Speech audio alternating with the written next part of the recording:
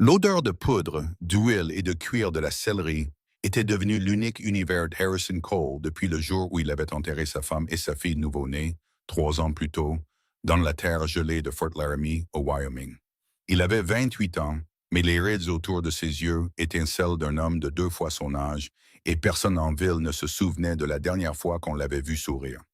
L'hiver de 1878 s'était abattu sur le territoire du Wyoming avec une violence inouïe, transformant les rues pleines d'ornières en rivières de boue gelée et forçant la plupart des gens à se blottir près de leurs poêles. Harrison travaillait de l'aube jusque bien après la tombée de la nuit, ses mains cailleuses fabriquant des selles et des harnais avec une précision qui frôlait l'obsession.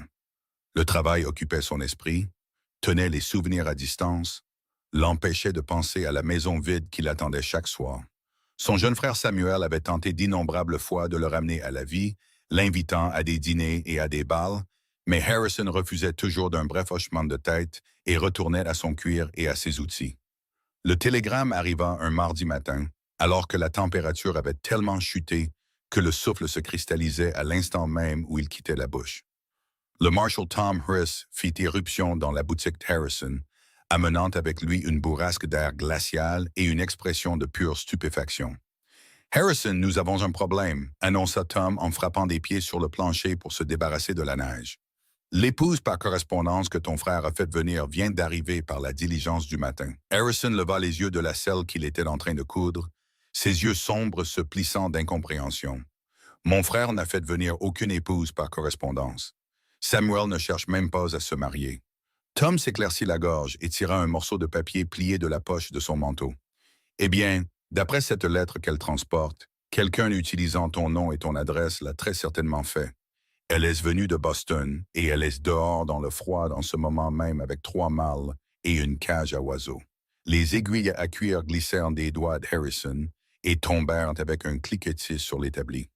Un froid glacial parcourut ses veines tandis que la compréhension se faisait jour. Samuel, son jeune frère bien intentionné, envahissant et absolument exaspérant, avait fait ça. Depuis des mois, Samuel lui rabâchait qu'il devait tourner la page. Recommencer à vivre, ouvrir son cœur. Apparemment, Samuel avait décidé de prendre les choses en main. Je n'ai fait venir aucune épouse, dit Harrison d'un ton sec en se levant. Dis-lui qu'il y a eu une erreur. Donne-lui de l'argent pour le voyage de retour. Dis-le-lui toi-même, dit Tom, son visage buriné se plissant de sympathie. Je ne vais pas briser le cœur de cette pauvre fille. Elle a voyagé pendant près de 3 semaines pour arriver jusqu'ici. Harrison attrapa son lourd manteau sur la patère près de la porte et enfila ses bras dans les manches avec plus de force que nécessaire. Sa mâchoire était si crispée qu'elle lui faisait mal alors qu'il suivait Tom dans le froid mordant. La rue principale de Fort Laramie était presque déserte, seules quelques âmes courageuses bravant le temps. La diligence était garée devant le magasin général, ses chevaux piaffant et soufflant des nuages de vapeur dans l'air gelé. Et elle était là, c'était la personne la plus mal préparée qu'Harrison ait jamais vue pour un hiver dans le Wyoming. Elle portait une fine robe de voyage bleu pâle, totalement inappropriée pour le temps, et son manteau semblait convenir à un automne de Boston, mais était absolument inutile contre le froid du Wyoming. Elle tremblait si violemment qu'Harrison pouvait le voir à plus de 6 mètres de distance. Un chapeau ridicule était posé de travers sur sa tête, décoré de ce qui avait dû être des fleurs, mais qui ressemblait maintenant à des débris gelés. À ses pieds se trouvaient 3 grandes malles et, inexplicablement, une cage à oiseaux recouverte d'un tissu. Alors qu'Harrison approchait, elle se tourna vers lui et il put voir son visage clairement pour la première fois. Elle était jeune, probablement autour de 23 ou 24 ans, avec des traits délicats et de grands yeux qui semblaient bien trop pleins d'espoir pour quelqu'un dont le monde entier était sur le point d'être bouleversé. Ses lèvres étaient bleuies par le froid, et ses dents claquaient si fort qu'il pouvait les entendre s'entrechoquer. « Êtes-vous Monsieur Harrison Cole ?» demanda-t-elle, sa voix tremblant à la fois de froid et de nervosité. Elle tenta ce qui devait être un pas gracieux vers lui, mais ses jupes gelées s'emmêlèrent dans ses jambes, et elle trébucha en avant, droit dans un abreuvoir qui avait complètement gelé pendant la nuit. L'impact la fit s'étaler de tout son long sur l'abreuvoir couvert de glace avec un cri de surprise. Son chapeau s'envola, libérant une cascade de cheveux sombres de leurs épingles. La cage à oiseaux bascula, et dessous le tissu s'échappa une série de piaillements indignés. Une de ses malles s'ouvrit, déversant des sous-vêtements féminins sur le sol gelé. Elle gisait là, étalée en étoiles sur l'abreuvoir de glace. Ses jupes étaient remontées pour révéler des bottes robustes et plusieurs couches de jupons. L'air absolument mortifié. Pendant un instant, Harrison ne put que la fixer. Puis quelque chose se produisit qu'il n'avait pas vécu depuis 3 longues années. Cela commença par une pression dans sa poitrine, remonta dans sa gorge, et avant qu'il ne puisse l'arrêter, un rire éclata de ses lèvres. Pas un petit gloussement ou un reniflement poli, mais un rire franc et puissant qui sembla le surprendre autant que tout le monde dans la rue. La femme sur l'abreuvoir de glace devint encore plus rouge. Si tant est que ce fût possible, vu le froid qu'elle avait. Ce n'est pas ainsi que j'imaginais notre première rencontre, dit-elle avec autant de dignité qu'une personne étalée sur un abreuvoir gelé pouvait en rassembler. Harrison redevint rapidement sérieux, se souvenant de la situation, mais son visage lui semblait encore étrange, avec cette expression inhabituelle. Il s'avança et lui tendit la main pour l'aider à se relever. « Mademoiselle, il y a eu une terrible erreur. » Elle saisit sa main avec ses propres doigts gelés et le laissa la redresser. Elle était plus petite qu'il ne l'avait pensé, le sommet de sa tête atteignant à peine son épaule. De près, il pouvait voir que ses yeux étaient d'une nuance inhabituelle de vert, comme l'herbe nouvelle au printemps, et il commençait à briller de larmes non versées à mesure que la réalité de ses paroles faisait son chemin. « Une erreur, » répéta-t-elle, sa voix à peine plus forte qu'un murmure. « Je n'ai pas fait venir d'épouse par correspondance, » dit Harrison aussi doucement qu'il le put. « Je crois que mon frère a peut-être fait cela sans que je le sache ou que je sois d'accord.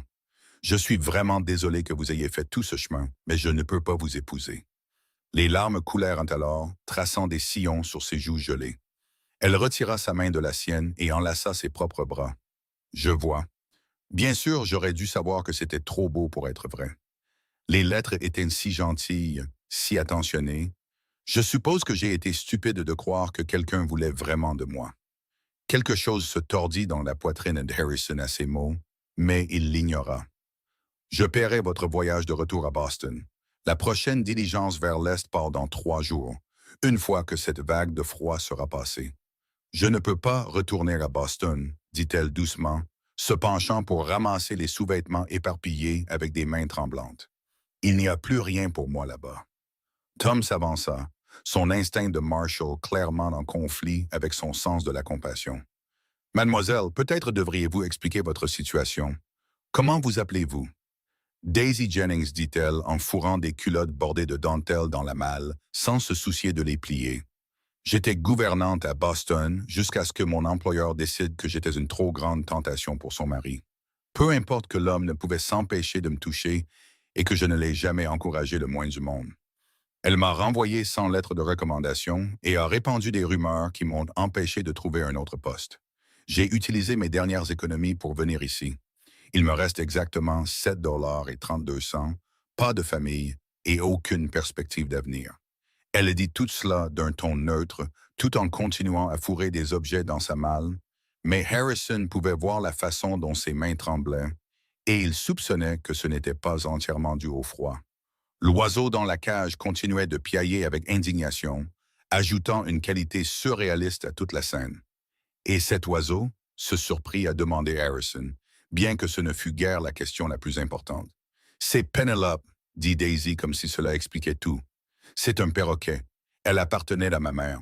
C'est tout ce qui me reste de ma famille. »« Bon sang !» l'oiseau cria de sous sa couverture, faisant grimacer Daisy. « Elle a appris un vocabulaire malheureux auprès des marins sur le bateau, » dit Daisy en s'excusant. J'essaie de la corriger. Harrison passa une main sur son visage, sentant un mal de tête poindre derrière ses yeux. C'était la faute de Samuel. Tout ça. Son frère avait créé ce désastre. Et maintenant, cette pauvre femme était coincée sur le territoire du Wyoming en plein hiver, sans argent, sans perspective, et avec un perroquet qui disait des gros mots. « Vous ne pouvez pas rester dehors dans ce froid, » dit Tom, toujours pratique. « Vous allez mourir de froid. » « Harrison, ta maison a de la place. »« Absolument pas, » dit Harrison immédiatement. « Ce serait complètement inapproprié. »« Alors que suggères-tu » insista Tom. « La pension de famille est pleine d'arpenteurs des chemins de fer. Ton frère a cette chambre supplémentaire au-dessus de son salon de barbier. Samuel, cracha Harrison comme une malédiction. C'est la dernière personne qui devrait être impliquée dans cette situation, vu que c'est lui qui l'a créée.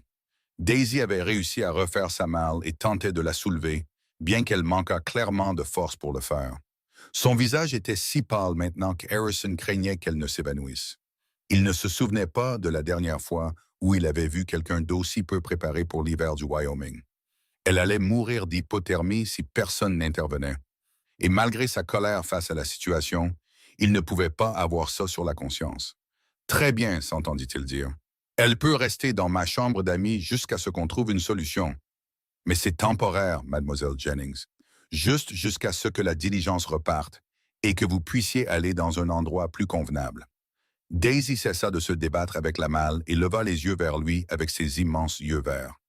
Je comprends. Merci, Monsieur Cole. Je promets que je ne vous causerai aucun souci. Au moment même où elle disait cela, elle fit un pas en arrière et heurta la cage à oiseaux, l'envoyant glisser sur le sol verglacé. Le tissu s'envola, révélant un perroquet vert indigné à tête rouge vif, qui se mit immédiatement à hurler tous les jurons de son vocabulaire considérable à plein poumon. Plusieurs passants s'arrêtèrent pour regarder, et Harrison imaginait déjà les rumeurs qui allaient circuler dans Fort Laramie à la nuit tombée. Il rassembla les malles de Daisy avec une aisance qui témoignait d'années de travail physique et fit un signe de tête vers le bout de la rue. « Ma maison est par là. Pouvez-vous vous occuper de l'oiseau? » « Oui, bien sûr. » Daisy ramassa la cage, murmurant des excuses à Penelope, et se dépêcha de le suivre aussi vite que ses jupes gelées le lui permettaient. La maison d'Harrison se trouvait à la lisière de la ville, une solide bâtisse de 2 étages qu'il avait construite de ses propres mains durant la première année de son mariage. Il avait soigné chaque détail, pensant à la famille que Margaret et lui y élèveraient, à la vie qu'il construirait. Maintenant, elle se dressait comme un monument à tout ce qu'il avait perdu, et il y passait le moins de temps possible. Il ouvrit la porte d'entrée d'un coup de pied et déposa les malles dans l'entrée. La maison était froide, car il se donnait rarement la peine d'entretenir plus qu'un petit feu, et son souffle formait un nuage dans l'air. Daisy le suivit à l'intérieur, tremblant toujours violemment, et posa la cage de Penelope sur une petite table. « Je vais allumer un feu, » dit Harrison, se dirigeant déjà vers la cheminée de la pièce principale. « Il y a des couvertures dans le coffre à l'étage. La chambre d'amis est la 2e porte à droite. »« Monsieur Cole, » commença Daisy, mais il la coupa. « Nous pourrons parler après que vous vous soyez réchauffé. Vous êtes à moitié gelé. Enlevez ces vêtements mouillés et enveloppez-vous dans quelque chose de chaud. » Elle hocha la tête et monta prudemment les escaliers, laissant de petites flaques d'eau de ses jupes gelées sur son passage. Harrison se concentra sur l'allumage du feu, ravivant les flammes avec une efficacité experte. Une fois que la chaleur commença à rayonner de la cheminée, il alla à la cuisine et mit de l'eau à bouillir pour le thé. Les tâches domestiques lui semblaient étranges après si longtemps. D'habitude, il se contentait de repas froids et de café, ne s'embêtant pas avec des choses plus élaborées. Il fallut bien 20 minutes avant que Daisy ne réapparaisse, enveloppée dans ce qui ressemblait à 3 courtes pointes et avec ses cheveux sombres détachés sur ses épaules pour sécher. Son visage avait repris des couleurs, bien que ses yeux fussent encore cerclés de rouge. Elle avait clairement pleuré à l'étage. « Asseyez-vous près du feu, » dit Harrison, en désignant l'une des chaises qu'il utilisait rarement. « J'ai fait du thé. »« Vous n'étiez pas obligé, » dit-elle doucement. Mais elle accepta avec reconnaissance la chaise proposée et la tasse fumante qu'il lui tendit. Elle enroula ses doigts autour, absorbant la chaleur. Harrison prit l'autre chaise, en maintenant une distance respectueuse. Maintenant que la crise immédiate était passée, une gêne s'installa entre eux comme une lourde couverture. Il n'avait pas été seul dans une pièce avec une femme depuis la mort de Margaret. Il ne l'avait pas voulu. « Je suis vraiment désolé pour la confusion, » dit finalement Daisy. Les lettres que j'ai reçues étaient si détaillées. Elles parlaient de la vie dans le Wyoming, du ranch et des chevaux, du désir de prendre un nouveau départ, mais de ne pas vouloir le faire seul. Je pensais conclure un accord avec quelqu'un qui voulait sincèrement une partenaire. « C'est ton frère qui a écrit ces lettres, » dit Harrison d'une voix lourde. « Samuel possède le salon de barbier en ville. Il me harcèle depuis des mois pour que je continue ma vie. Je suppose qu'il a pensé que c'était la solution. « Continuez votre vie après quoi? » demanda Daisy avant de paraître immédiatement mortifiée. Je m'excuse, ce ne sont pas mes affaires. Harrison fixa le feu un long moment, se demandant s'il devait répondre. Il ne parlait jamais de Margaret et du bébé. Jamais. Mais quelque chose chez cette femme étrange et maladroite qui avait traversé le pays sur la base de mensonges lui donnait l'impression de lui devoir une explication. Ma femme et ma fille sont mortes il y a 3 ans, dit-il doucement. Margaret est morte en couche et le bébé n'a vécu que quelques heures. Certains jours, j'ai l'impression que c'était hier. D'autres jours, j'ai l'impression que c'est la vie de quelqu'un d'autre.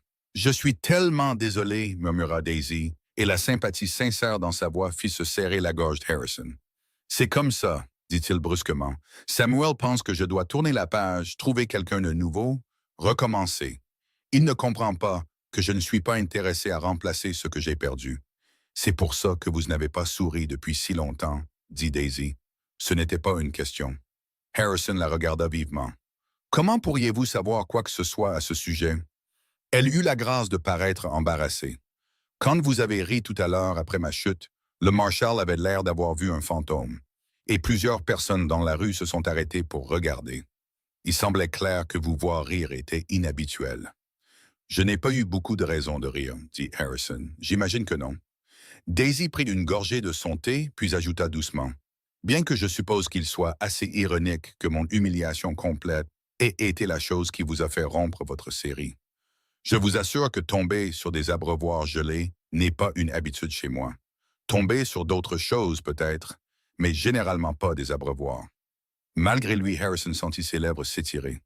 Vous admettez donc être maladroite. Oh, terriblement, dit Daisy avec un faible sourire. Ma mère disait que je pourrais trébucher sur ma propre ombre. J'ai renversé 3 vases et une horloge de parquet chez mon dernier employeur. Bien que, pour ma défense, l'horloge de parquet était déjà instable. C'est tout un record, dit Harrison sèchement. J'essaie de faire de mon mieux, répondit Daisy.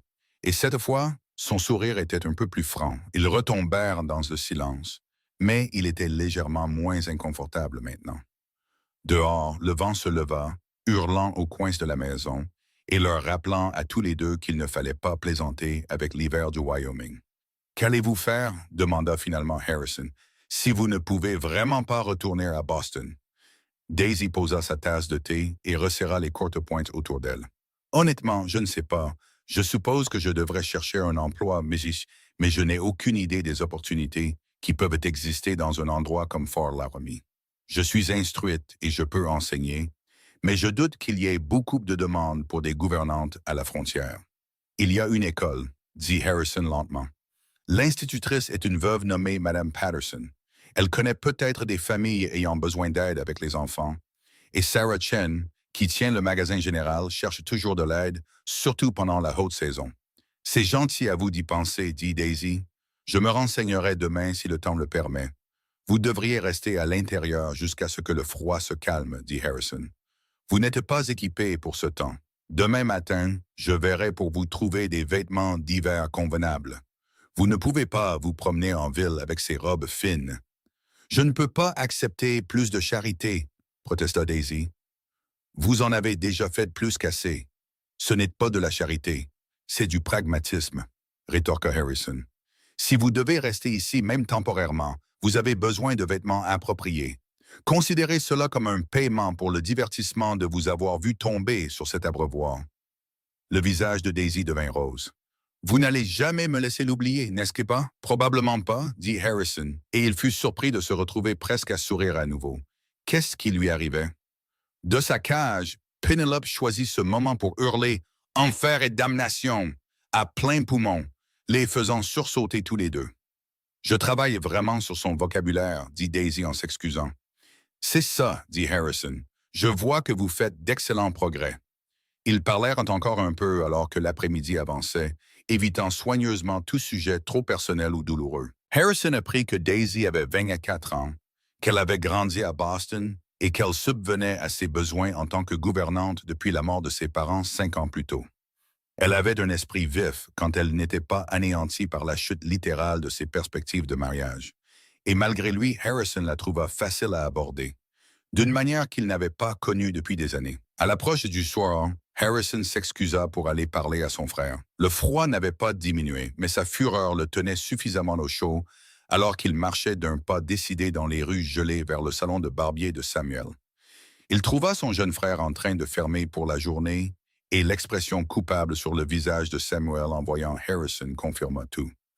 Avant que tu ne dises quoi que ce soit, commença Samuel en levant les mains, je veux que tu saches que j'ai fait ça parce que je t'aime et que je m'inquiète pour toi. Harrison attrapa Samuel par le col de son manteau et le plaqua contre le mur assez fort pour faire trembler les bouteilles sur les étagères. Tu n'avais pas le droit. Pas le droit du tout, Samuel. Tu es en train de te tuer, rétorqua Samuel sans même essayer de se débattre. Tu passes chaque instant de veille à travailler. Tu ne manges pas correctement. Tu ne dors pas. Tu ne parles à personne. Ça fait 3 ans, Harrison. Margaret n'aurait pas voulu ça pour toi. Ne t'avise pas, dit Harrison à travers ses dents serrées, de me dire ce que ma femme aurait voulu. Tu la connaissais à peine. Je la connaissais assez bien pour savoir qu'elle t'aimait et qu'elle aurait eu le cœur brisé de voir ce que tu es devenu, dit Samuel. Tu es mon frère et tu es en train de disparaître sous mes yeux. Je devais faire quelque chose. Harrison relâcha Samuel et recula, ses mains tremblant de colère et d'autres choses qu'il ne voulait pas nommer. Alors, tu as arrangé un mariage. Tu as falsifié des lettres et fait des promesses en mon nom à une femme qui a maintenant traversé le pays pour rien. J'espérais que peut-être, une fois qu'elle serait là, une fois que tu l'aurais rencontrée, tu verrais que la vie peut encore réserver quelque chose de bon, dit Samuel doucement. Je sais que c'était mal. Je sais que j'ai outrepassé mes droits. Mais j'étais désespéré, Harrison. Mon frère me manque, le vrai toi, pas ce fantôme qui fait semblant de vivre. Une partie de la fureur de Harrison s'estompa face à l'émotion brute dans la voix de Samuel. Son frère avait 25 ans, seulement 3 ans de moins, mais parfois l'écart semblait beaucoup plus grand. Samuel avait toujours été l'optimiste, celui qui voyait des possibilités là où les autres ne voyaient que des obstacles. C'était l'une des choses qu'Harrison avait toujours aimé chez lui, même quand c'était exaspérant. Tu ne peux pas arranger ça avec des combanes et des ruses, dit Harrison avec lassitude. Le deuil ne fonctionne pas comme ça. Je sais, dit Samuel, mais peut-être que l'amitié le pourrait. Peut-être que le simple fait d'avoir quelqu'un d'autre dans cette maison vide pourrait t'aider. Je ne dis pas que tu dois l'épouser, mais serait-ce si terrible d'avoir un peu de compagnie? De te souvenir de ce que c'est que de se connecter avec une autre personne? Harrison pensa à Daisy, assise près de son feu, enveloppée dans des courtes pointes, parlant de ses tendances maladroites avec un humour autodérisoire. Il pensa à la façon dont il avait ri pour la première fois en 3 ans à la vue de son corps étalé sur cet abreuvoir. Il pensa à l'instant fugace où la douleur constante dans sa poitrine s'était légèrement apaisée. Elle a besoin d'un endroit où rester jusqu'à ce qu'elle trouve du travail, dit finalement Harrison. C'est tout ce que c'est. Elle est coincée ici à cause de tes actions. Alors le moins que je puisse faire, c'est m'assurer qu'elle ne gèle pas ou ne meure pas de faim. Bien sûr, acquiesça rapidement Samuel, bien que Harrison pût voir l'étincelle d'espoir dans les yeux de son frère, qui lui donnait envie de frapper quelque chose. C'est très décent de ta part. N'y vois rien de plus, prévint Harrison. Je ne cherche pas de femme. Je ne cherche pas à tourner la page. J'aide simplement quelqu'un dans le besoin parce que c'est la bonne chose à faire. Je comprends tout à fait, dit Samuel, mais le petit sourire sur son visage suggérait le contraire. Harrison partit avant de dire quelque chose qu'il regretterait et rentra chez lui dans l'obscurité glaciale. La maison était chaude quand il entra, et il sentit une odeur de cuisine. Il suivit son nez jusqu'à la cuisine et trouva Daisy debout devant sa cuisinière, toujours enveloppée dans des courtes pointes, remuant une marmite de ce qui ressemblait à de la soupe. « J'espère que ça ne vous dérange pas, dit-elle rapidement en le voyant. J'ai trouvé des légumes et du lard salé dans votre garde-manger, et j'ai pensé que je devais me rendre utile. Ce n'est pas grand-chose, mais c'est chaud. » Harrison aurait dû lui dire qu'elle n'avait pas besoin de cuisiner pour lui. Il aurait dû maintenir une distance et des limites appropriées. Au lieu de cela, il se surprit à dire « Ça sent bon. Je ne me souviens pas de la dernière fois où j'ai eu un vrai repas. Alors vous devriez vous asseoir, dit Daisy en désignant la petite table de la cuisine. C'est presque prêt. » Il s'assit, se sentant étrange dans sa propre cuisine, et la regarda verser la soupe dans 2 bols avec la concentration attentive de quelqu'un qui s'efforce de ne rien renverser. Elle réussit à amener les bols à table sans incident, bien qu'elle trébuchât légèrement sur le bord de la courte pointe qui traînait derrière elle. La soupe était simple mais consistante, et Harrison se découvrit une faim qu'il n'avait pas ressentie depuis longtemps. Ils mangèrent en silence et en bonne compagnie pendant un moment avant que Daisy ne parle. « Avez-vous parlé à votre frère? » « Oui, dit Harrison. Il a tout avoué. Il pensait bien faire. »« Il tient à vous, observa Daisy. »« C'est très clair. Il se mêle de mes affaires, corrigea Harrison. »« Il y a une différence. »« Parfois, c'est la même chose, dit Daisy doucement. Quand mes parents sont morts, j'avais une amie qui n'arrêtait pas de se présenter à mon appartement avec de la nourriture et de me forcer à manger même quand j'insistais que j'allais bien. Je trouvais ça agaçant à l'époque, mais avec le recul, j'ai réalisé qu'elle m'avait probablement sauvé la vie. Parfois, les gens qui tiennent à nous voient des choses que nous ne pouvons pas voir. Harrison ne voulait pas trop réfléchir à ce que Samuel pouvait voir, alors il changea de sujet. J'ai parlé à Sarah Chen au magasin général. Elle dit qu'elle pourrait avoir besoin d'aide quelques jours par semaine si ça vous intéresse. Le salaire n'est pas énorme, mais c'est quelque chose. Le visage de Daisy s'illumina. Vraiment? Oh, ce serait merveilleux. Merci beaucoup, Monsieur Cole. Harrison, dit-il, si vous restez sous mon toit, même temporairement, autant m'appeler Harrison. Alors vous devriez m'appeler Daisy, répondit-elle avec un sourire timide. Au cours des jours suivants, ils tombèrent dans une routine inattendue. La vague de froid persista, gardant la plupart des gens à l'intérieur et rendant les déplacements impossibles. Daisy s'occupait de la maison pendant que Harrison travaillait dans sa boutique, et le soir, ils partageaient les repas et la conversation. C'était étrange d'avoir quelqu'un d'autre dans son espace après si longtemps seul, mais Harrison constata que ce n'était pas aussi inconfortable qu'il l'avait prévu. Daisy était remarquablement facile à vivre malgré sa tendance à renverser des choses. Elle trébuchait dans les escaliers au moins une fois par jour, laissait tomber la vaisselle avec une fréquence alarmante et parvenait d'une manière ou d'une autre à s'emmêler dans les rideaux en essayant simplement de regarder par la fenêtre. Mais elle riait aussi d'elle-même. Elle ne prenait jamais ses mésaventures trop au sérieux et avait un esprit vif qui surprenait Harrison plus d'une fois. Le troisième soir, Harrison rentra chez lui pour trouver Daisy debout sur une chaise, essayant d'atteindre quelque chose sur une étagère haute.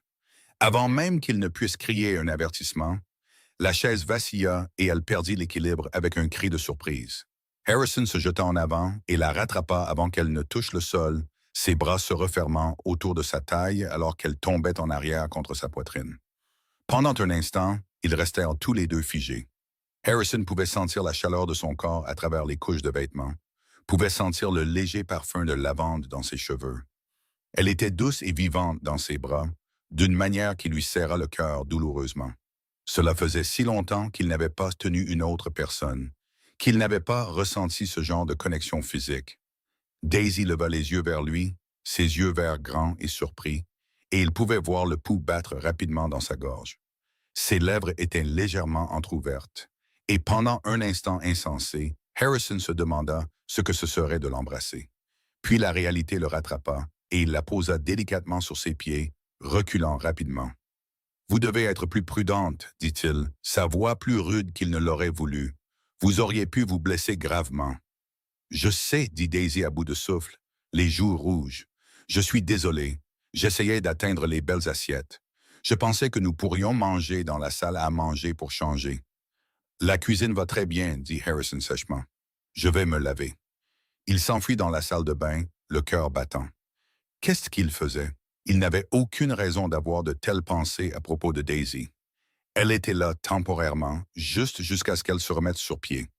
Elle n'était pas Margaret, elle ne pourrait jamais être Margaret, et il n'avait même pas le droit d'envisager la possibilité de quoi que ce soit de plus. Quand il retourna à la cuisine, Daisy avait mis la table et servait le ragoût avec un soin exagéré. La gêne de tout à l'heure flottait entre eux, rendant le repas guindé et inconfortable. Harrison s'excusa dès qu'il eut fini de manger, prétextant qu'il avait du travail à faire dans sa boutique. La vérité était qu'il avait besoin de se vider la tête. Il avait besoin de se rappeler pourquoi il avait construit des murs autour de son cœur et pourquoi laisser entrer quelqu'un était une idée terrible. S'attacher aux gens signifiait qu'on pouvait les perdre. L'amour signifiait la douleur. Il avait appris cette leçon de la manière la plus cruelle possible, et il n'était pas intéressé à la répéter. Il travailla tard dans la nuit, ses mains se déplaçant automatiquement à travers des tâches familières, tandis que son esprit tournait en rond. Quand il retourna finalement à la maison aux premières heures du matin, Il trouva une couverture drapée sur la chaise de son atelier et une note d'une écriture soignée. Au cas où vous auriez froid, je sais que le deuil est lourd. Prenez tout le temps dont vous avez besoin. Quelque chose se brisa dans la poitrine d'Harrison à ces simples mots. Il resta là dans l'obscurité, serrant la note, et pour la première fois depuis la mort de Margaret, il s'autorisa à pleurer vraiment. De grands sanglots déchirants qui secouaient tout son corps, des larmes qui imprégnaient la couverture que Daisy lui avait laissée. Il pleura sa femme et la fille qu'il avait à peine eu le temps de tenir. Il pleura pour la vie qu'ils auraient dû avoir et pour l'homme qu'il était autrefois. Et quand les larmes s'arrêtèrent enfin, il se sentit vidé, mais aussi plus léger, comme si un poids qu'il portait s'était légèrement déplacé. Le lendemain matin, il descendit pour trouver Daisy déjà réveillée, en train de préparer le petit déjeuner. Elle le regarda attentivement, remarquant ses yeux rouges et son air hagard, mais elle ne fit aucun commentaire. Au lieu de cela, elle lui versa simplement du café et dit « Le temps est censé s'éclaircir aujourd'hui. Je pensais aller en ville pour parler à Madame Patterson des postes d'enseignante. Je marcherai avec vous, dit Harrison. Vous n'avez toujours pas de vêtements d'hiver appropriés. Ils firent le trajet jusqu'en ville ensemble, et Harrison se retrouva à la diriger d'abord vers le magasin général. Sarah Chen les accueillit chaleureusement, son visage buriné se plissant en un sourire. C'était une femme pratique d'une quarantaine d'années qui était venue à Fort Laramie avec son mari pendant la ruée vers l'or et qui était restée après sa mort, faisant du magasin général un succès par sa seule détermination. « Mademoiselle Jennings, dit Sarah, Harrison a mentionné que vous pourriez avoir besoin de travail. J'aurai certainement besoin d'aide pour l'inventaire et les clients, surtout quand le temps s'améliorera et que le trafic augmentera. 3 jours par semaine vous conviendront-ils? Ce serait parfait, dit Daisy avec reconnaissance. Merci beaucoup, Madame Chen. S'il vous plaît, appelez-moi Sarah et bienvenue à Fort Laramie. Bien que j'imagine que ce n'était pas l'accueil que vous attendiez. Sarah lança à Harrison un regard entendu qui le fit se sentir mal à l'aise. Ils passèrent l'heure suivante à choisir des vêtements d'hiver appropriés pour Daisy. Des robes en laine robuste, des bas épais, un manteau convenable doublé de fourrure et des bottes qui garderaient réellement ses pieds au chaud et au sec. Harrison regarda Daisy passer ses mains sur les tissus avec une expression d'émerveillement, comme si elle n'avait jamais rien possédé d'aussi beau. « C'est trop, protesta-t-elle en voyant la pile grandissante. « Je ne peux absolument pas accepter tout ça. Vous ne pouvez absolument pas survivre à l'hiver du Wyoming sans ça, rétorqua Harrison. Considérez cela comme une partie de votre compensation pour avoir dû supporter la tromperie de mon frère. » De là, ils allèrent à l'école où Madame Patterson, une veuve sévère mais gentille et d'une 50aine d'années, interrogea Daisy sur son expérience d'enseignement. Au moment où ils partirent, Daisy avait accepté d'aider avec les plus jeunes élèves 3 après-midi par semaine, ce qui lui donnait un revenu suffisant pour commencer à économiser de l'argent. Alors qu'ils retournaient vers la maison de Harrison, Daisy rayonnait pratiquement d'excitation. « Je n'arrive pas à y croire. J'ai du travail, du vrai travail. Je peux commencer à subvenir à mes besoins. »« Vous aviez peur de ne pas pouvoir, observa Harrison. »« J'étais terrifié, admit Daisy, quand j'ai réalisé qu'il y avait eu une erreur, que vous ne m'aviez pas vraiment fait venir. J'ai cru que ma vie était finie. J'ai cru que je finirais sans le sou, ou pire. Mais tout le monde ici a été si gentil, surtout vous. »« Je n'ai pas été particulièrement gentil, dit Harrison. Je vous ai laissé rester dans ma chambre d'amis et je vous ai acheté des vêtements. C'est de la décence humaine de base, pas de la gentillesse. Vous m'avez laissé entrer chez vous alors que vous ne vouliez clairement rien avoir à faire avec moi, dit Daisy en s'arrêtant pour lui faire face. Vous m'avez aidé à trouver du travail. Vous m'avez traité avec respect et considération, même si je suis l'incarnation vivante de l'ingérence de votre frère dans votre vie. C'est plus que de la décence de base, Harrison. Il ne sut que répondre à cela, alors il hocha simplement la tête et continua de marcher.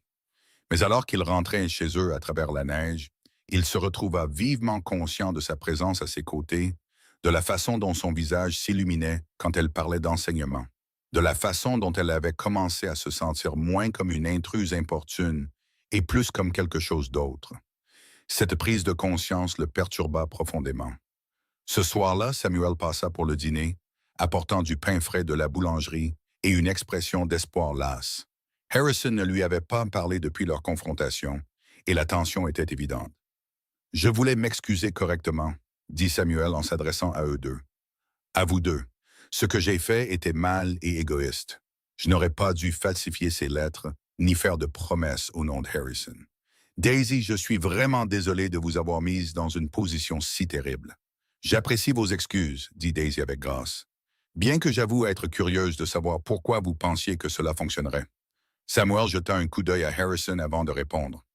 Parce que l'homme qui a écrit ces lettres est celui que mon frère était.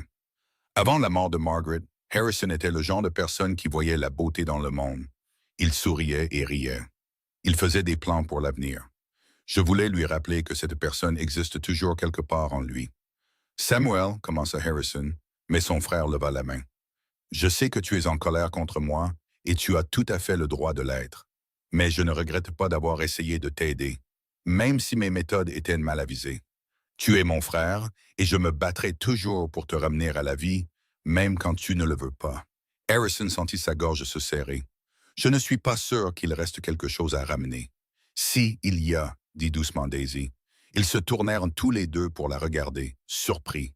Elle se tordit les mains nerveusement, mais continua. Vous avez ri quand je suis tombé. Vous m'avez aidé alors que vous n'y étiez pas obligé. Vous êtes toujours capable de gentillesse, d'humour et de connexion. La personne dont parle Samuel n'a pas disparu. Il est juste enterré sous le deuil. Ce n'est pas ici, Sabret, dit Harrison brusquement. Non, ça ne l'est pas, acquiesça Daisy.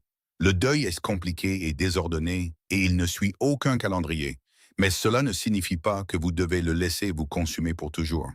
Ils dînèrent tous les trois ensemble et bien que ce fût un peu gênant au début, la conversation finit par couler plus naturellement. Samuel raconta des histoires sur les habitants de la ville qui passaient par son salon de barbier, les faisant rire tous les deux avec ses imitations.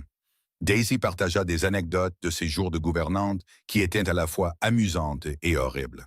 Et Harrison se retrouva à participer plus qu'il ne l'avait fait depuis des années, ajoutant ses propres commentaires et observations.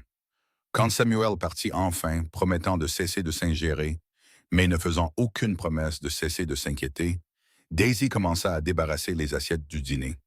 Harrison se leva pour l'aider et ils travaillèrent côte à côte dans un silence confortable. C'était une scène domestique qui semblait à la fois étrangère et étrangement juste. « Votre frère vous aime beaucoup, » dit Daisy en tendant une assiette à Harrison pour qu'il la sèche. « Je sais, » dit Harrison. C'est ce qui rend si difficile de rester en colère contre lui. Vous n'avez pas à cesser d'être en colère, dit Daisy, mais peut-être que vous pouvez aussi reconnaître que son cœur était au bon endroit, même si ses actions étaient mal avisées. Harrison sécha l'assiette et la mit de côté. Quand êtes-vous devenu si sage? Je ne suis pas sage, dit Daisy avec un sourire autodérisoire.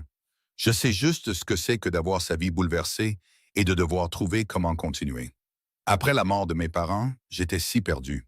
J'ai fait les choses machinalement pendant des mois, existant simplement mais sans vraiment vivre.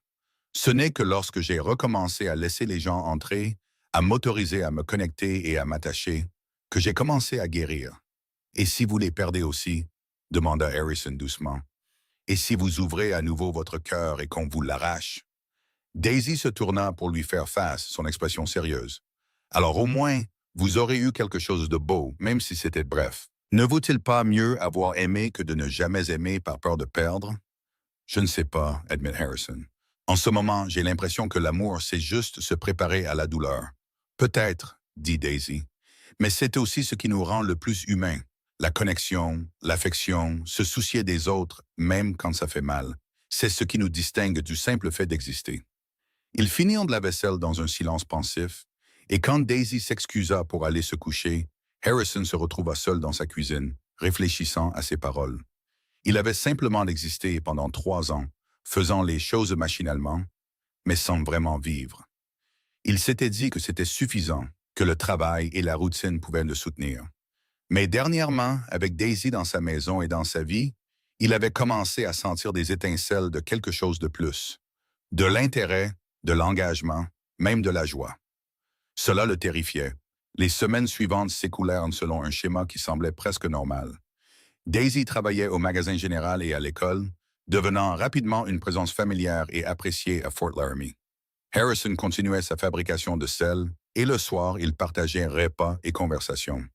Lentement, presque imperceptiblement, Harrison se surprit à avoir hâte de rentrer à la maison, anticipant les histoires de Daisy sur sa journée et la façon dont ses yeux pétillaient quand elle riait. Elle était toujours désespérément maladroite. Elle réussit à renverser de la farine partout dans la cuisine en essayant de faire du pain, coinça sa jupe dans une porte et en déchira l'ourlet, et renversa d'une manière ou d'une autre toute une étagère de conserve au magasin général. Mais elle prenait tout cela avec philosophie, riant d'elle-même et nettoyant ses dégâts sans se plaindre. Harrison se surprit à sourire plus souvent, bien qu'il essayât de le cacher. Il se surprenait à chercher des excuses pour passer du temps avec elle, proposant de l'accompagner au travail même quand le temps était beau et qu'elle n'avait pas besoin d'escorte. Il commença à rentrer plus tôt, se disant que c'était juste parce que les jours rallongeaient, mais sachant que c'était parce qu'il voulait la voir. Un soir au début du printemps, alors que le pire de l'hiver était enfin passé et que les premières touches de verre apparaissaient sur les collines, Daisy essayait de suspendre de nouveaux rideaux dans la pièce principale.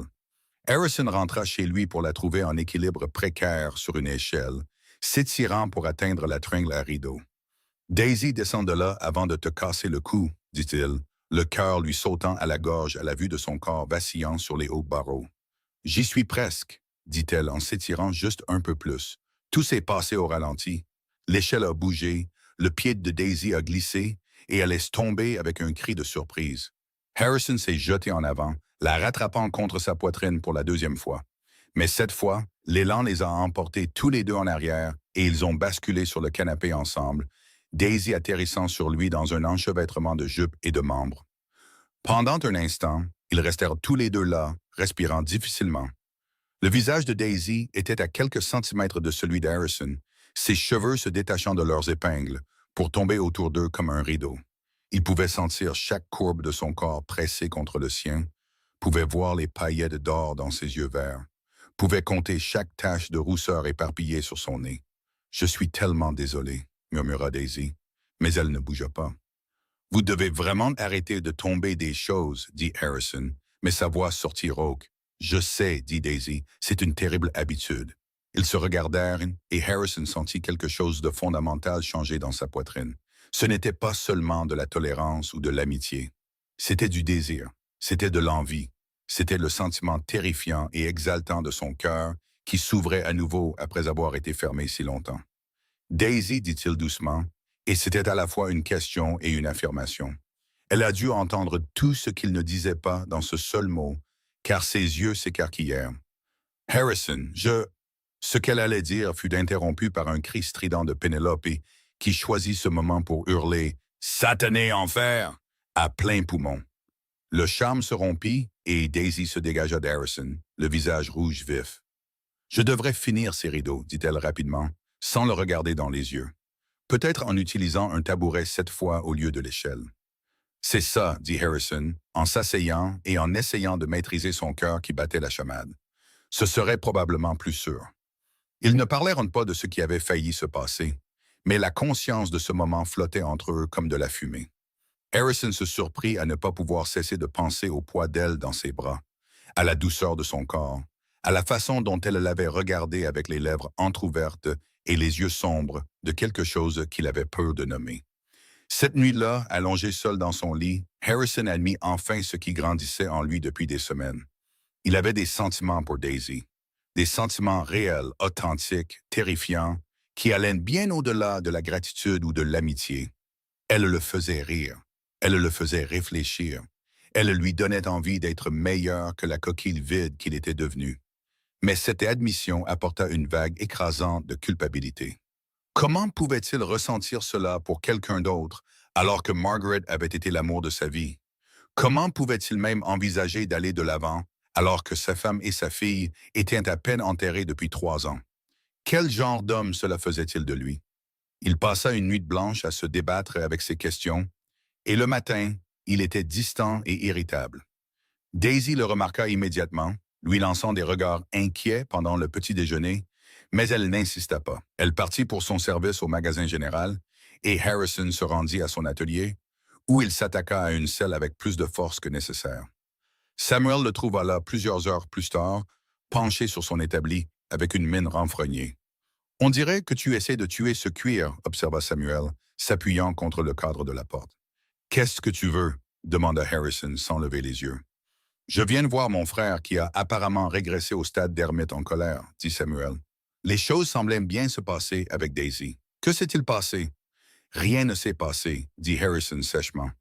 C'est de toute évidence un mensonge, dit Samuel. Allez, Harrison, parle-moi. Harrison jeta ses outils avec plus de force que nécessaire et se tourna pour faire face à son frère. J'ai des sentiments pour elle. Voilà, tu es content? Ton plan ridicule fonctionne. J'ai des sentiments pour Daisy et ça me déchire parce que je n'ai pas le droit de ressentir ça. Margaret n'est partie que depuis 3 ans. Samuel traversa l'atelier et posa une main sur l'épaule d'Harrison. Il n'y a pas de calendrier pour le deuil, mais il n'y a pas non plus de règle qui dit que tu dois être seul pour toujours. Margaret t'aimait. Elle voudrait que tu sois heureux. Tu ne la connaissais même pas si bien que ça, dit Harrison brusquement. Tu passais à peine du temps avec nous après notre mariage. Je la connaissais assez bien, dit Samuel fermement, et je savais à quel point elle t'aimait. Le genre d'amour que vous partagiez ne meurt pas, Harrison. Il ne s'efface pas et ne se remplace pas. Mais ça ne veut pas dire que ton cœur ne peut pas faire de la place pour quelqu'un de nouveau. L'amour n'est pas une ressource limitée. Harrison voulut argumenter, mais les mots restaient coincés dans sa gorge. Au fond de lui, il savait que Samuel avait raison. Margaret avait été généreuse, gentille et pleine de vie. Elle n'aurait jamais voulu qu'il passe le reste de ses jours seul et malheureux. J'ai peur, admit Harrison doucement. Et si je perds Daisy aussi? Et si je me laisse aimer et qu'il arrive quelque chose? J'ai à peine survécu à la perte de Margaret et du bébé. Je ne peux pas revivre ça. Tu n'auras peut-être pas à le faire, dit Samuel. Mais tu ne peux pas vivre ta vie en te basant sur la peur de ce qui pourrait arriver. Ce n'est pas vivre, Harrison. C'est juste attendre de mourir. Les mots frappèrent Harrison comme un coup de poing, car ils étaient vrais. Pendant 3 ans, il avait fait exactement cela, attendre de mourir, faire les choses machinalement, mais sans vraiment vivre. Daisy avait ramené de la couleur dans son monde gris, lui avait rappelé ce que c'était que d'être vraiment en vie. Allait-il vraiment jeter ça par peur? Et si elle ne ressent pas la même chose? Demanda Harrison. Samuel se mit à rire. Tu es sérieux, là, Harrison? Cette femme te regarde comme si tu avais décroché la lune. Elle s'illumine chaque fois que tu entres dans une pièce. La moitié de la ville parie sur le moment où vous admettrez enfin que vous êtes amoureux l'un de l'autre. Nous ne le sommes pas, commença Harrison. Mais Samuel le coupa. Si vous l'êtes, absolument. Et la seule question est de savoir si tu es assez courageux pour faire quelque chose à ce sujet. Harrison renvoya son frère avec beaucoup de choses à méditer. Il passa le reste de la journée à travailler, mais son esprit n'était pas au cuir et à la couture. Il était aux yeux verts et à l'humour autodérisoire, et à la façon dont Daisy fredonnait en cuisinant. Il pensait à la façon dont sa maison avait cessé de ressembler à un tombeau pour redevenir un foyer. Il pensait à la possibilité d'un avenir qui incluait plus que le simple travail et la solitude. Quand il rentra enfin chez lui ce soir-là, il trouva Daisy dans la cuisine en train de remuer quelque chose sur le feu. Elle leva les yeux quand il entra, et son expression était réservée d'une manière inhabituelle. « J'ai fait du ragoût, dit-elle prudemment. J'espère que ça va. » « Daisy, il faut qu'on parle, dit Harrison. Son visage se décomposa et elle posa la cuillère avec des mains tremblantes. « Je comprends. Vous voulez que je parte? J'ai économisé assez d'argent maintenant pour pouvoir probablement me payer une chambre à la pension si... » « Non, interrompit Harrison, traversant la cuisine en 3 longues enjambées. « Ce n'est pas du tout ce que je veux. » Elle leva les yeux vers lui, des yeux confus et pleins d'espoir. « Alors quoi? » Harrison prit une profonde inspiration, rassemblant son courage. C'était la chose la plus effrayante qu'il ait faite depuis qu'il avait regardé le cercueil de Margaret descendre dans la terre, mais c'était aussi nécessaire. J'ai été mort à l'intérieur pendant 3 ans. Je pensais que c'était tout ce que je méritais, tout ce dont j'étais capable. Mais ensuite, tu es tombé de cet abreuvoir, tu m'as fait rire et quelque chose s'est brisé dans ma poitrine. Les yeux de Daisy s'écarquillèrent, mais elle ne parla pas, attendant simplement qu'il continue. Tu es maladroite et chaotique, et tu as un perroquet qui jure comme un marin, continua Harrison, un sourire se dessinant sur ses lèvres malgré sa nervosité. Tu renverses des choses, tu trébuches sur des surfaces pleines, et tu brûles le dîner au moins 1 fois par semaine. Et d'une manière ou d'une autre, malgré tout cela, Ou peut-être à cause de cela, tu as ramené la joie dans ma vie. Tu m'as rappelé ce que c'est que d'être en vie. Harrison, murmura Daisy, ses yeux brillants de larmes. Je sais que tu n'es pas venue ici pour tomber amoureuse d'un homme brisé, dit Harrison. Je sais que ce n'est pas ce pourquoi tu as signé. Mais la vérité, Daisy, c'est que je suis en train de tomber amoureux de toi. Peut-être que je suis déjà tombé, et je suis terrifié parce que la dernière fois que j'ai aimé quelqu'un, je l'ai perdu. Mais je suis encore plus terrifié de passer le reste de ma vie seul alors que je pourrais la passer avec toi. Une larme coula sur la joue de Daisy, mais elle souriait. Tu n'es pas brisé, Harrison. Tu es en train de guérir. Et je ne suis pas venue ici pour tomber amoureuse, mais je l'ai faite quand même. Comment aurais-je pu ne pas le faire? Tu es gentil, fort et tellement plus courageux que tu ne le penses. Tu as tout perdu et tu es toujours là, te battant toujours pour trouver des raisons de vivre. Ce n'est pas être brisé, c'est incroyablement courageux. Harrison tendit la main et essuya doucement sa larme avec son pouce. Alors, qu'est-ce qu'on fait maintenant? Je pense que tu m'embrasses, dit Daisy avec un rire larmoyant. Ça semble être la prochaine étape logique. Harrison prit son visage en coupe dans ses mains, s'émerveillant de la façon dont elle s'y adaptait parfaitement, et abaissa lentement sa bouche vers la sienne. Le baiser fut doux au début, hésitant, chacun apprenant la forme et le goût de l'autre. Mais ensuite, Daisy poussa un petit cri de besoin et se pressa plus près, ses mains s'agrippant à sa chemise, et le baiser s'approfondit en quelque chose qui fit tourner la tête d'Harrison. Quand ils se séparèrent enfin, tous deux essoufflés, Harrison appuya son front contre celui de Daisy et sourit. Un vrai sourire, sincère et plein, qui lui donna l'impression de rentrer à la maison. « Je t'aime, dit-il, car maintenant qu'il l'avait admise une fois, il voulait le dire encore et encore. « Je t'aime aussi, répondit Daisy, même si tu es grincheux, que tu travailles trop et que tu n'as pas souri depuis des années. Je souris maintenant, fit remarquer Harrison. Oui, tu souris, dit Daisy, son propre sourire radieux, et c'est la plus belle chose que j'ai jamais vue. Ils s'embrassèrent à nouveau, plus lentement cette fois, savourant le moment. Quand ils se séparèrent enfin, Daisy halta et montra la cuisinière. Le ragoût. Harrison se tourna pour voir de la fumée s'élever de la marmite. Dans leur distraction, ils avaient laissé le dîner brûler complètement. Ils se mirent toutes les deux à rire, et Harrison ne se souvenait pas de la dernière fois où quelque chose d'aussi simple lui avait apporté une joie aussi pure. « Je suppose que nous mangeons à l'hôtel ce soir, dit-il. « C'est probablement mieux ainsi, acquiesça Daisy. Ma cuisine est discutable même quand je ne suis pas distraite par des déclarations d'amour. » Ils allèrent au restaurant de l'hôtel, et si les autres clients remarquèrent qu'Harrison tenait la main de Daisy ou la façon dont ils se souriaient comme des idiots, personne ne fit de commentaire. Fort Laramie était une petite ville et les bonnes nouvelles voyageaient vite. Le lendemain matin, tout le monde saurait que le cow-boy en deuil, qui n'avait pas souri depuis des années, avait enfin trouvé une raison de vivre. Au cours des mois suivants, Harrison et Daisy construisirent une vie ensemble. Ce ne fut pas toujours facile. Harrison avait encore des jours où le deuil le frappait comme un coup de poing, où les souvenirs de Margaret et de leur fille étaient trop douloureux à supporter. Mais Daisy était patiente pendant ces moments sombres, lui donnant de l'espace quand il en avait besoin et du réconfort quand il l'acceptait. Elle n'a jamais essayé de remplacer ce qu'il avait perdu, ne lui a jamais demandé d'oublier. Elle se tenait simplement à ses côtés et l'aidait à porter le fardeau. De son côté, Daisy continuait d'être spectaculairement maladroite. Elle tomba si souvent dans les escaliers qu'Harrison installa une deuxième rampe. Elle cassa plus de vaisselle qu'il n'en possédait. Elle réussit une fois à s'emmêler dans le linge suspendu sur la corde et fit tout tomber. Mais Harrison découvrit qu'il aimait même ses mésaventures parce qu'elles étaient si uniques à elle. En juin, lorsque les roses sauvages fleurissaient sur les collines et que les jours étaient longs et chauds, Harrison emmena Daisy pique-niquer à un endroit surplombant la vallée. Ils étendirent une couverture sous un peuplier et mangèrent du poulet froid et du pain frais en regardant les faucons tournoyer au-dessus d'eux. « Je veux t'épouser, dit soudain Harrison. Daisy se tourna vers lui, surprise. « Quoi? Je veux t'épouser, répéta Harrison. Pas parce que mon frère a falsifié des lettres ou parce que tu as fait tout ce chemin, mais parce que je t'aime et que je veux passer le reste de ma vie avec toi. Veux-tu m'épouser, Daisy Jennings? » Daisy lui jeta les bras autour du cou, les faisant presque tomber tous les deux. « Oui, oui, bien sûr que je veux t'épouser. Harrison sortit une simple bague en or de sa poche.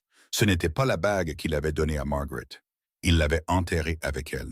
C'était quelque chose qu'il avait commandé au bijoutier de la ville spécialement pour Daisy. Il la glissa à son doigt et elle lui allait parfaitement. Ils se marièrent un mois plus tard lors d'une simple cérémonie à la chapelle de Fort Laramie. Samuel était le témoin, souriant comme s'il avait personnellement orchestré le tout, ce qui, d'une certaine manière, était le cas. Sarah Chen et Madame Patterson étaient assises au premier rang avec plusieurs autres habitantes de la ville qui étaient devenues des amies. Même Penelope était présente, bien qu'elle soit restée heureusement silencieuse pendant les vœux. Harrison avait pensé qu'il se sentirait coupable le jour de son mariage, que le souvenir de Margaret le hanterait. Mais au lieu de cela, alors qu'il regardait Daisy remonter l'allée vers lui dans une simple robe blanche, avec des fleurs sauvages dans les cheveux, il ne ressentit que de la joie et de la gratitude. Il aimerait toujours Margaret et la vie qu'ils avaient brièvement partagée. Mais il était prêt à construire une nouvelle vie avec Daisy, une vie qui honorait son passé tout en embrassant son avenir. Leur première année de mariage fut pleine d'ajustements, de compromis et de moments de pur bonheur. Harrison apprit à Daisy à monter à cheval, bien qu'elle soit tombée au moins une douzaine de fois avant de prendre le coup. Daisy apprit à Harrison à danser, ce qu'il prétendait détester, mais appréciait secrètement. Ils travaillèrent un temps ensemble pour développer son entreprise de sellerie, Daisy s'occupant de la comptabilité et de la correspondance, tandis qu'Harrison se concentrait sur l'artisanat. La maison qui était restée vide et froide si longtemps se remplit de chaleur, de vie et de rire. Harrison se surprit à avoir hâte de rentrer chaque jour, sachant que Daisy serait là à l'attendre. Ils dînaient ensemble tous les soirs, partageant des histoires sur leur journée et faisant des plans pour l'avenir. Ils parlaient de tout et de rien, à l'aise en compagnie l'un de l'autre d'une manière qui semblait à la fois nouvelle et intemporelle. Au printemps de 1880, Daisy annonça à Harrison qu'elle attendait un bébé. Sa première réaction fut une terreur pure. Les souvenirs de la perte de Margaret pendant l'accouchement refirent surface. Et pendant plusieurs jours, il fut presque paralysé par la peur. Mais Daisy fut patiente avec lui, le laissant surmonter sa panique tout en l'assurant qu'elle était en bonne santé et forte et que cette fois serait différente. Harrison se jeta dans la préparation de l'arrivée du bébé avec une intensité qui frisait l'obsession. Il construisit un berceau probablement surdimensionné au point d'être indestructible. Il s'assura qu'ils avaient accès à la meilleure sage-femme du territoire. Il laissait à peine Daisy soulever quoi que ce soit de plus lourd qu'une tasse de thé, à son grand amusement et à son exaspération occasionnelle. « Je suis enceinte, pas en verre », lui dit-elle plus d'une fois. Mais elle ne s'opposa jamais sérieusement à sa sollicitude excessive. Quand Daisy commença le travail un soir frais d'octobre, Harrison était convaincu qu'il allait perdre la tête. Samuel dut le retenir physiquement pour l'empêcher de faire irruption dans la chambre toutes les 5 minutes pour voir comment elle allait. Les heures s'écoulèrent avec une lenteur angoissante. Chaque son provenant de la chambre faisait s'arrêter le cœur de Harrison. Mais alors, juste au moment où l'aube se levait sur les montagnes, il entendit le cri fort et sain d'un nouveau-né.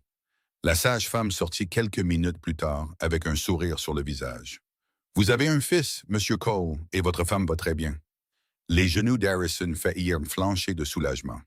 Samuel dut le soutenir alors qu'il se dirigeait vers la chambre où Daisy était adossée aux oreillers, l'air épuisé mais radieux. Dans ses bras se trouvait un petit paquet enveloppé dans des couvertures douces. « Viens rencontrer ton fils », dit doucement Daisy. Harrison s'approcha sur des jambes tremblantes et regarda le bébé pour la première fois. Il était parfait, minuscule, le visage rouge et absolument parfait. Des cheveux sombres sortaient de sa tête dans toutes les directions. Et quand il ouvrit les yeux, ils étaient du même vert que ceux de Daisy. « Puis-je le tenir ?» demanda Harrison, sa voix rauque d'émotion. Daisy transféra soigneusement le bébé dans les bras d'Harrison, lui montrant comment soutenir la tête. Harrison tint son fils avec le plus grand soin, s'émerveillant qu'une chose si petite puisse exister, puisse être si parfaite. Des larmes coulèrent sur son visage sans qu'il ne les retienne. « Il est magnifique », murmura Harrison. « Vous êtes tous les deux magnifiques. »« Comment devrions-nous l'appeler » demanda Daisy. Harrison réfléchit un long moment. Il pensa à sa fille, qui n'avait vécu que quelques heures, à Margaret, qui était morte en la mettant au monde. Il pensa à Samuel, qui avait refusé de l'abandonner. Et il pensa à cette nouvelle vie qu'il avait construite avec Daisy. Cette seconde chance qu'il n'avait jamais espéré avoir. Henry, dit Harrison. Henry Samuel Cole. Daisy sourit. C'est parfait. S'adapter à la vie avec un bébé était chaotique, épuisant et merveilleux. Harrison avait oublié à quel point les nouveau-nés pouvaient être exigeants, bien qu'en vérité, il n'eût guère eu le temps de l'apprendre la première fois. Mais il se jeta dans la paternité avec dévouement, partageant les tétées nocturnes et les changements de couche, faisant les 100 pas avec Henry quand il pleurait, s'émerveillant de chaque petite étape. Daisy était une mère naturelle, bien qu'elle réussît à conserver sa maladresse caractéristique. Elle trébucha une fois en portant Henry et exécuta ce que Harrison ne pouvait décrire que comme une manœuvre de gymnastique impressionnante pour s'assurer que le bébé ne touche pas le sol, même si cela signifiait qu'elle s'écrasait contre le mur à la place. Elle s'endormit plus d'une fois pendant les tétées et Harrison la trouvait dans le fauteuil à bascule avec Henry blotti en toute sécurité dans ses bras pendant qu'elle ronflait doucement. Samuel était un oncle dévoué, rendant souvent visite et gâtant son neveu sans vergogne. Il tenait Henry pendant des heures, faisant des grimaces et racontant des histoires, et Harrison regardait son frère avec gratitude et amour. Samuel avait eu raison depuis le début. Harrison avait eu besoin d'aller de l'avant, d'ouvrir à nouveau son cœur. Il serait éternellement reconnaissant que son frère se soit assez soucié de lui pour s'ingérer, même si ses méthodes avaient été discutables. Alors qu'Henry passait de nourrisson à bambin, la maison des Cole était remplie de bruit, de chaos et de joie. Le garçon avait hérité de la tendance de sa mère à la maladresse et de la détermination de son père, ce qui donnait des combinaisons intéressantes. Il tombait constamment, se cognait aux choses et faisait des bêtises. Mais il était aussi aimant, curieux et plein de vie. Pour le deuxième anniversaire d'Henry, la famille se réunit pour une célébration. Samuel apporta des cadeaux. Sarah Chen fournit un gâteau et plusieurs autres amis de la ville passèrent. Harrison se tenait dans sa maison bondée, regardant Daisy poursuivre leur fils hilar dans la pièce, tandis que Penelope piaillait des encouragements, et il se sentit submergé de bonheur. « Tu sais, dit Samuel en venant se tenir à côté de lui, tu souris à nouveau, pas seulement de temps en temps, mais tout le temps. J'ai beaucoup de raisons de sourire, dit Harrison, en regardant Daisy attraper Henry et lui faire des bisous sur le ventre, faisant hurler de rire le garçon. Je t'avais dit que cette femme était spéciale, dit Samuel d'un air suffisant. Tu as falsifié des lettres et trompé une inconnue pour qu'elle traverse le pays, fit remarquer Harrison, bien qu'il n'y eût aucune animosité dans ses paroles. Et regarde comme ça c'est bien terminé, répondit Samuel, sans aucun remords. Harrison ne pouvait pas contester cette logique. Oui, les méthodes de Samuel avaient été mal avisées et mauvaises, mais elles avaient aussi fait entrer Daisy dans sa vie. Elles lui avaient donné une seconde chance au bonheur qu'il n'aurait jamais cherché de lui-même.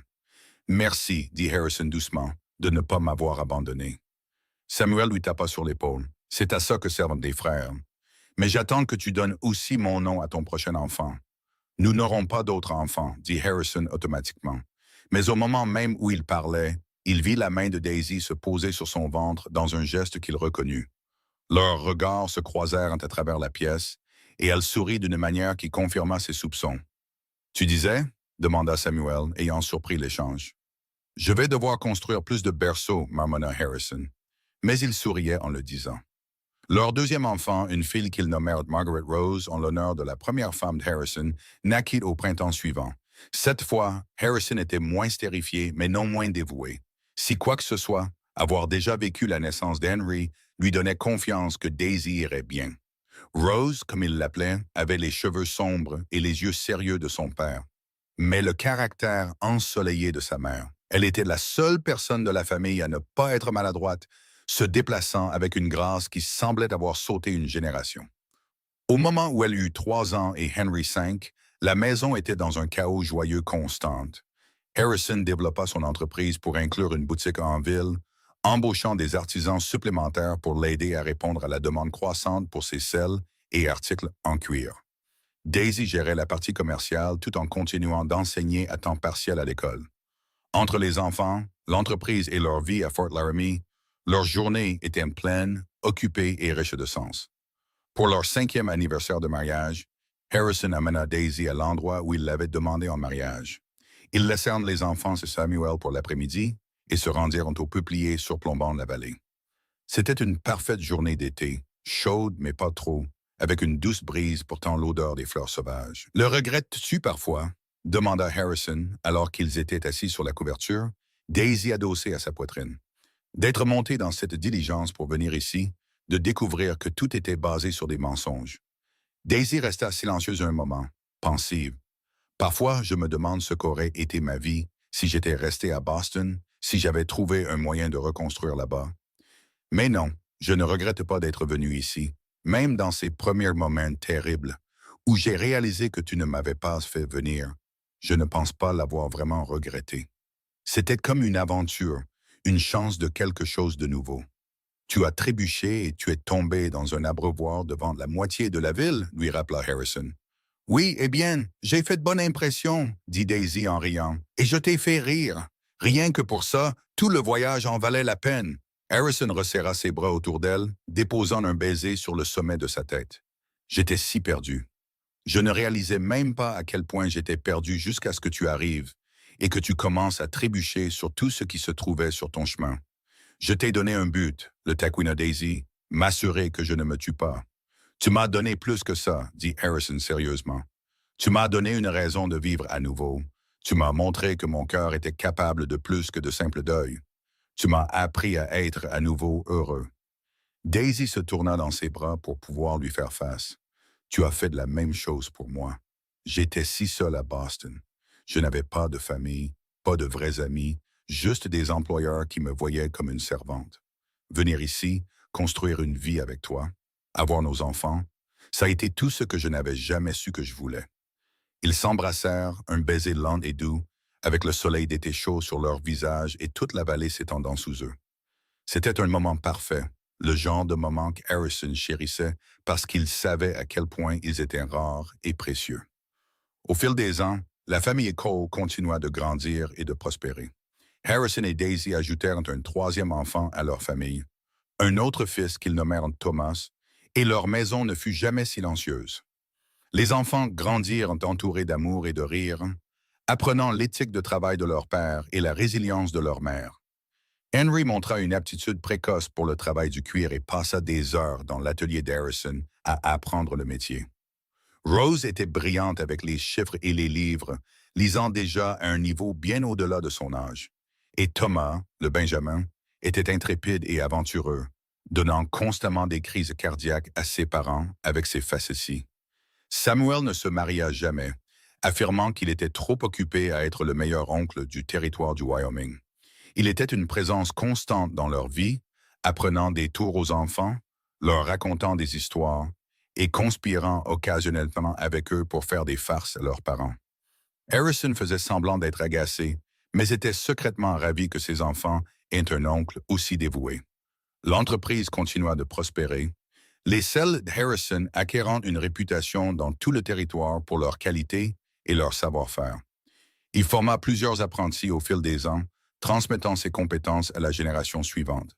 Les compétences organisationnelles et le sens des affaires de Daisy les aidèrent à se développer d'une manière qu'Harrison n'aurait jamais pu gérer seul. Fort Laramie elle-même grandit et changea autour d'eux. La présence militaire qui avait donné son nom à la ville diminua progressivement à mesure que la frontière devenait plus colonisée. Le chemin de fer apporta plus de gens et de commerce, transformant l'avant-poste frontalier rude en une véritable ville avec des églises, des écoles et même un vrai théâtre.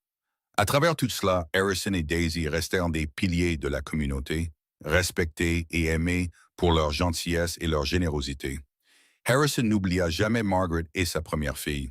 Il visitait régulièrement leur tombe, apportant des fleurs et leur parlant de sa vie, d'Henry, de Rose et de Thomas, de Daisy et du bonheur qu'elle lui avait apporté. Il ne se sentait plus coupable d'aller de l'avant. Au lieu de cela, il se sentait reconnaissant d'avoir eu la chance d'aimer profondément 2 fois dans une vie, quelque chose que tout le monde n'a pas la chance de vivre. Pour leur 10e anniversaire de mariage, Harrison surprit Daisy en organisant avec Samuel la garde des enfants pendant 1 semaine entière. Ils firent un voyage à Cheyenne, séjournant dans un hôtel et visitant les sites comme les touristes qu'ils étaient.